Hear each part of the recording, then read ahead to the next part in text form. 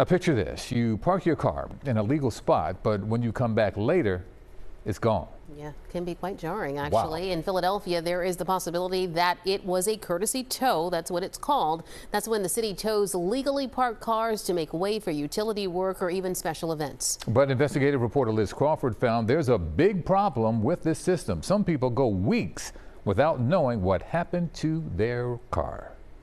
Aaron Cashman says he couldn't believe it. His car had been towed to an impound lot in South Philly. He was notified thanks to an app on his phone that tracks his car's location. Cashman called the lot and said he was told to pick the car up before midnight to avoid extra charges. Because every night there's an additional fee beyond the initial hundreds of dollars towing fee to the lot. Yeah.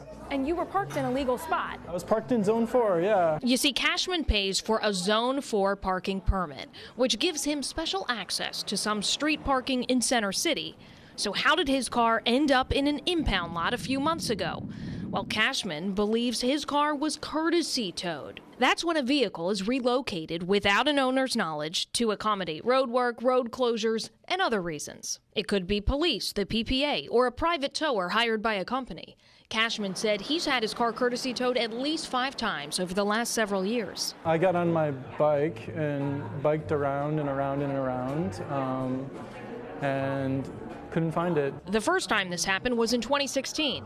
He said he would usually call the city and police and then reach out to towing companies.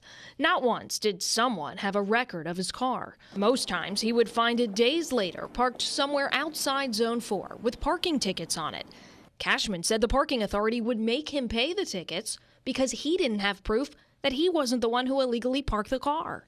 We actually thought it was stolen a couple of the times. Cashman isn't alone. At least 30 other people are pursuing a class action lawsuit against the city for its courtesy tow practices. Our firm took this lawsuit with the goal and really the hope that the city would want to take some measures to fix this problem. The original lawsuit was filed in 2021. We're still litigating it today. In a 2023 motion to dismiss, the city argued, quote, given that their vehicles were in fact readily located, they cannot establish a harm attributable to the city.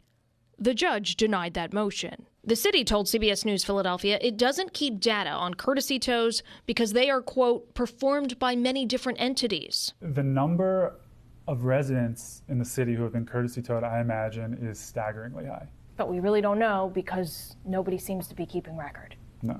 In October of last year, City Council adopted a resolution to hold hearings to investigate courtesy towing. The resolution reads, quote, Philadelphia drivers have been frustrated with the bureaucratic nightmare of getting their vehicles back, with some viewing courtesy towing as little more than a money-making scheme. It's been nearly 6 months since that resolution passed, and a hearing still hasn't been scheduled. So what's the holdup? To find out, I asked all 8 council members who sponsored that proposal for an interview. They either canceled on me last minute, declined to speak on the matter, or never responded. Councilmember Jeffrey Young introduced the resolution.